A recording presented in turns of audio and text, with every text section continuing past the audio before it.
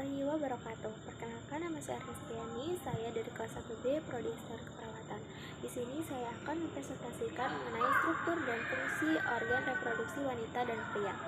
Yang pertama, saya akan menjelaskan mengenai organ reproduksi wanita pada internal.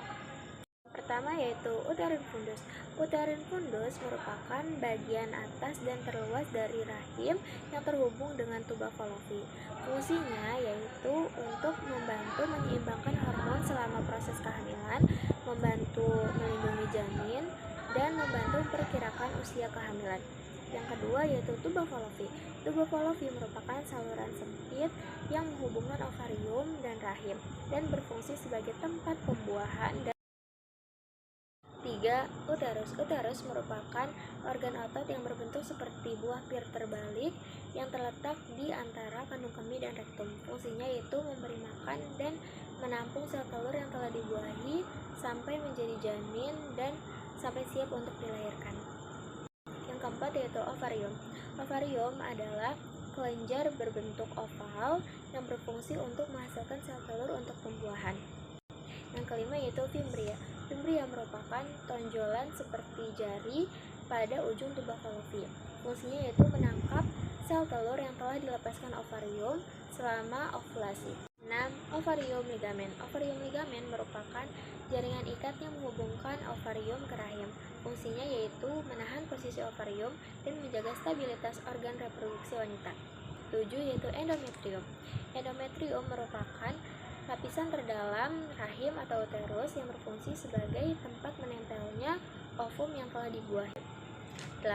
Yaitu cervical canal. Cervical canal merupakan saluran yang berada di dalam leher rahim atau cervix. Fungsinya yaitu memungkinkan darah menstruasi dan bayi keluar dari rahim ke vagina, membantu proses persalinan, dan membantu pergerakan sel sperma masuk ke rahim untuk membuahi sel telur. 9. Myometrium. Myometrium merupakan lapisan tengah yang terdiri dari otot polos, jaringan stroma, dan pembuluh darah. Fungsinya yaitu untuk menginduksi kontraksi rahim. 10. Yaitu cervix. Cervix merupakan organ reproduksi wanita yang berbentuk seperti tabung atau saluran yang biasa dikenal sebagai leher rahim. Fungsinya yaitu untuk membantu proses persalinan, membantu proses menstruasi, dan membantu sel sperma membuahi sel telur. 12. Vagina. Vagina adalah bagian dari sistem reproduksi wanita yang letaknya di belakang kandung kemih dan posisinya lebih rendah dari rahim. Fungsinya yaitu sebagai jalan lahir, sebagai jalan keluarnya darah menstruasi, dan sebagai jalan masuknya sel sperma ke rahim saat pembuahan. 2. Sistem reproduksi wanita pada bagian eksternal. Yang pertama, mons pubis. Mons pubis merupakan jaringan lemak subkutan yang berbentuk bulat, lunak, dan padat. Nah, mons pubis ini berisi kelenjar minyak serta ditumbuhi rambut yang hitam serta kasar pada masa pubertas. Fungsinya yaitu berperan dalam sensualitas dan melindungi simfisis pubis pada masa koitus atau hubungan seksual. 2. Prepuce. Prepuce merupakan lipatan kulit yang berada di sekitar klitoris, luar klitoris, dan merupakan bagian dari labia minora. Fungsinya yaitu melindungi glans klitoris dan imunologis. 3. Klitoris. Klitoris merupakan tonjolan kecil yang berada di antara labia minora. Fungsinya yaitu memberikan kenikmatan seksual. Yang keempat, labia minora. Labia minora merupakan lipatan kulit yang berpigmen, tidak berbulu, dan tidak berlemak, tetapi kaya akan ujung saraf dan reseptor sensorik. Fungsinya yaitu melindungi lubang vagina dan uretra dari iritasi mekanis, kekeringan, dan iritasi. 5. Uretra. Uretra merupakan bagian dari sistem perkemihan berupa saluran tipis. Fungsinya yaitu sebagai untuk mengalirkan urin dari kandung kemih menuju lubang kencing. Yang keenam yaitu vagina. Vagina merupakan organ reproduksi wanita yang berbentuk seperti tabung atau saluran yang biasa dikenal sebagai leher rahim. Fungsinya yaitu sebagai jalan lahir, sebagai jalan keluarnya darah menstruasi, dan sebagai jalan masuknya sel sperma ke menuju rahim untuk membuahi sel telur. 7. Labia major. Labia mayor merupakan dua lipatan kulit yang memanjang serta melengkung yang melindungi lemak serta jaringan ikat yang menyatu dengan mons pubis. Fungsinya yaitu sebagai pelindung labia minor, meatus urinaris, serta introitus vagina. Nah, yang kedelapan adalah vestibulum. Vestibulum merupakan bagian memanjang di kedua sisi vagina. Fungsinya yaitu untuk membuat sensasi gairah pada wanita pada saat melakukan hubungan seksual.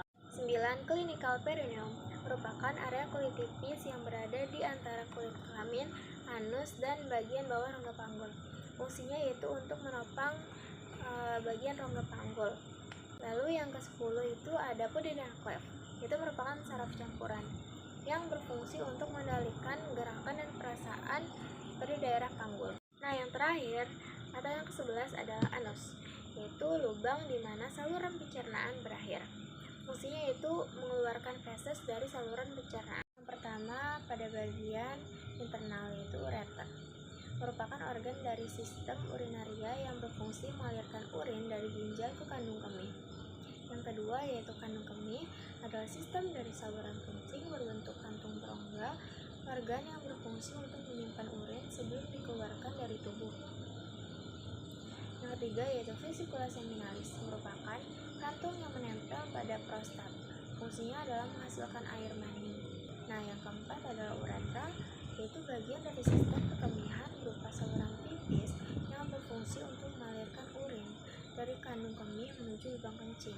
Kelima, jaringan erektil yang berbentuk seperti spons dan memiliki banyak ruang pembuluh darah.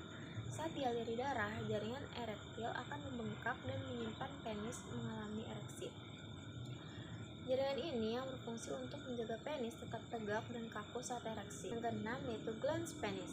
Glans penis adalah bagian ujung penis yang berbentuk mengerucut dan berfungsi sebagai saluran keluarnya urin dan air mani. Yang ketujuh yaitu vas deferens, adalah saluran berotot yang berfungsi mengangkut sperma matang dari testis ke uretra dalam sistem reproduksi pria. Yang kedelapan yaitu ampula vas deferens, adalah bagian dari vas deferens yang membesar dan berfungsi sebagai tempat penyimpanan sperma dan air mani. Yang kesembilan yaitu kelenjar prostat, adalah kelenjar yang berada di bawah kandung kemih dan mengelilingi saluran kemih. Fungsi utamanya yaitu mengeluarkan cairan yang berfungsi sebagai sumber nutrisi dan pelindung sperma. Yang ke-10 yaitu kelenjar Cowper atau kelenjar bulbouretral, adalah kelenjar kecil berbentuk kacang polong yang terletak di bawah kelenjar prostat. Fungsinya yaitu menetralkan keasaman di uretra yang mungkin disebabkan oleh sisa urin. 11 yaitu epididymis, adalah tabung melingkar yang terletak di bagian belakang setiap testis. Fungsi utamanya yaitu menyimpan dan mengangkut sperma yang diproduksi di testis. 12 yaitu testis, adalah organ reproduksi pria yang berbentuk oval yang berada di dalam kantung di sebelah kanan dan kiri bagian belakang penis. Fungsinya yaitu menghasilkan dan menyimpan jutaan sel sperma setiap hari. Pada bagian eksternal, yang pertama kandung kemih, yaitu organ berbentuk kantong berongga yang berfungsi untuk menampung urin atau kencing. Yang kedua yaitu kelenjar prostat, adalah kelenjar yang berada di bawah kandung kemih dan mengelilingi saluran kemih. Fungsi utamanya yaitu mengeluarkan cairan yang berfungsi sebagai sumber nutrisi dan pelindung sperma. Yang ketiga yaitu uretra, adalah bagian dari sistem perkemihan dan berupa saluran tipis yang berfungsi untuk mengalirkan urin dari kandung kemih menuju lubang kencing. Yang keempat yaitu vas deferens, adalah saluran berotot yang berfungsi mengangkut sperma matang dari testis ke uretra dalam sistem reproduksi pria. Yang kelima yaitu testis, adalah organ reproduksi pria berbentuk oval yang berada di dalam kantung di sebelah kanan dan kiri bagian belakang penis. Fungsinya yaitu menghasilkan dan menyimpan jutaan sel sperma setiap hari. Yang keenam yaitu skrotum.